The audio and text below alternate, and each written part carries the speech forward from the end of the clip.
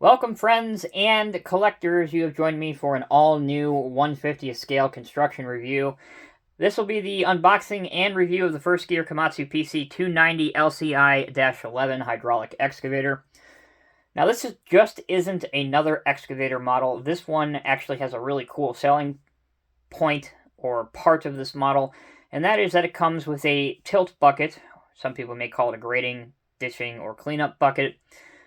These type of buckets have been out there in the 1/50th scale market for years, but most of the time they are something you'd have to purchase, aftermarket, meaning that you'd have to buy an excavator model that typically comes with a standard bucket. You'd have to pay someone or do it yourself to drill out the rivets, remove the standard bucket that comes with your excavator, and then go ahead and install the either 3D printed or the Gaz Evans or one of the other manufacturers of these aftermarket cleaning or tilt buckets. This model comes with one, which is really cool. That way it appeals to more people and is really priced affordably, in my opinion. So, enough jaw-jacking. Let's go ahead and get this thing out of the box. This is the outer shipping box that this model was shipped to me. Its stock number is 50-3462. And as you can see, I've already cut the top of it. There's the model's actual box, so let's go ahead and get that out and start taking a closer look at it. This tooling is not a revised tooling. It's all new for this year, 2022. And here is the box with the excavator inside. You can see Komatsu over here written out in white with the blue background. The description of the model number written in blue with the yellow background. Here's the first gear logo, bottom right, 1/50th scale.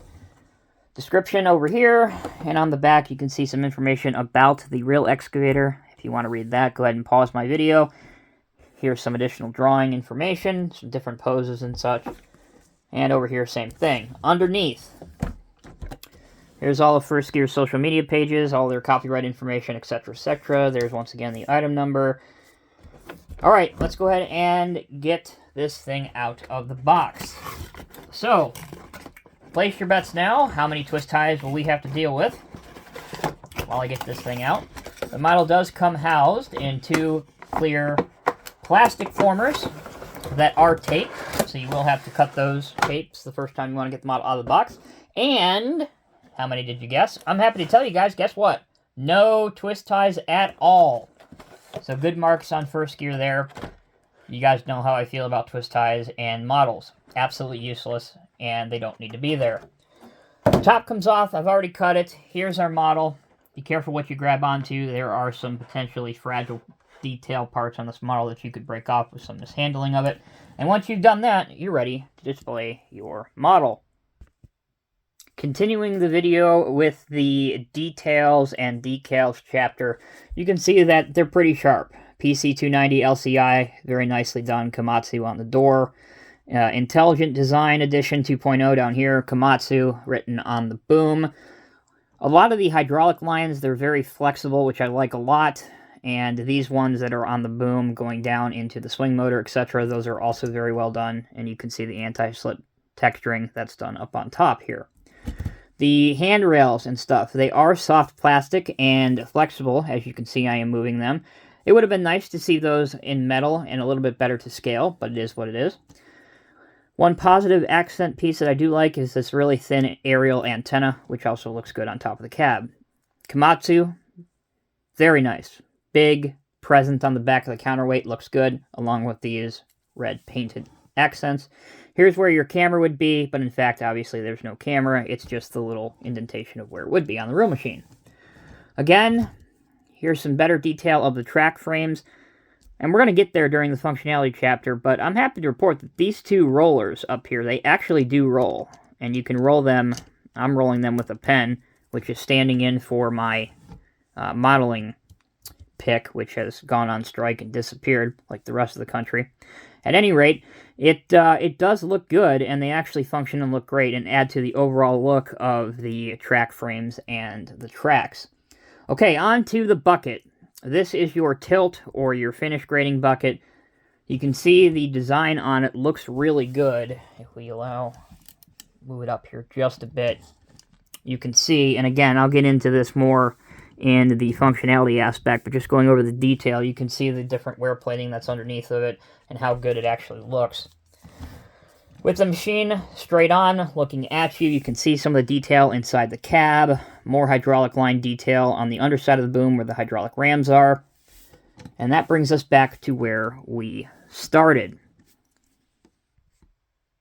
Moving on to functions. Check this out.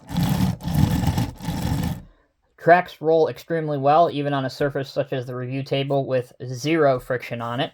So if you were in a diorama table or you had a surface that had a lot of friction, this vehicle would be off to the races. Excellent design there and engineering on the tracks for this model. Taking a look underneath, you can see that they are individually linked, and that's what it looks like. Once again, I showed you I would try to get these rollers to move. Hopefully you can see that on camera, that I can rotate them with my finger. I hope that is coming across and you can see that clearly. As with any excavator model, you can rotate it 360 degrees, as seen here. And that functionality works quite well. So, let's go on to the boom, the stick, and the bucket. You can go up to a height of about here, which is excellent. You can reach out to about there. And if you can see, let me drop it down just a bit, the cylinder fully retracts into the piston, which is excellent. You want to see that on any excavator model. Going down, same thing can be said about these cylinders. As I do this ever so carefully, mine will just about fully retract into these cylinders as well. So you can expect a great range of motion, especially if you need to dig down deep into something. All right, going back up, as your favorite elevator music plays in the background. All right, let's take a look now at the tilt bucket. Why is it called a tilt bucket? For those in outfield that may have never heard of a tilt bucket, well, it's because the bucket tilts.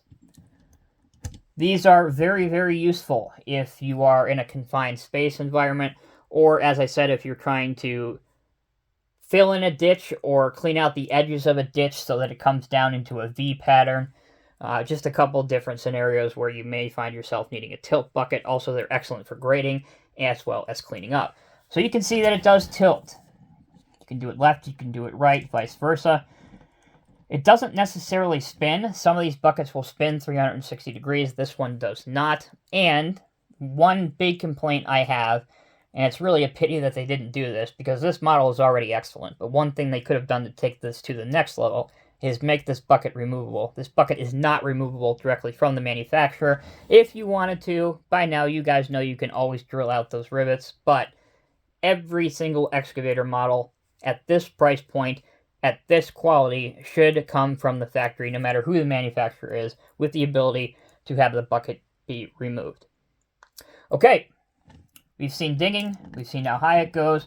How about some different posing opportunities you can do with this model? Well, let's keep it all in the family for this review. So here's a first gear Kenworth dump truck. So we'll bring him in and have our excavator loading into him. There you go. You can see just with two models, you can make a pretty interesting display on your desk at work. There you go. Or in your display cabinet at home, or both. And for the last display, we need to get our machine to and from the job site nice and safe. So let's bring in a Mack Granite, pulling a Talbert Lowboy trailer. Again, both of these models by First Gear. So we'll get our trailer hooked up and close our excavator up in a suitable transport mode. And that'll show you guys that the other pose that this machine is capable of is an excellent close-up mode for transport. And there you go. You're off to the next site. So, in conclusion, the First Gear 1 to 50 scale Komatsu PC290LCi-11 excavator with the tilt bucket, in my opinion, is one of the best Komatsu excavator models I've ever had the opportunity to review. And that's really good to see. I'm glad to see that First Gear has taken some of our suggestions and implemented them into this model. It's really good to see the working rollers. It's really good to see the excellent range of motion when it comes to digging and reaching out, as well as collapsing in tight with the cylinders fully retracting. The price of this model at the time that I am filming this review is $94.95.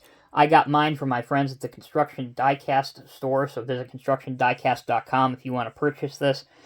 The measurements on this model, 8.25 inches long, 2.75 inches wide, and 2.75 inches high. Again, those are the measurements of the model if you need to move some space around in your display cabinet. It would make an excellent holiday gift, as the holidays are fastly approaching, as I'm just realizing. Good Lord, going to have that stress to deal with soon on top of everything else. But other than that, great model. Obviously, it would be nice to see the bucket be removable, but other than that, I really can't think of anything else that could have been improved with this.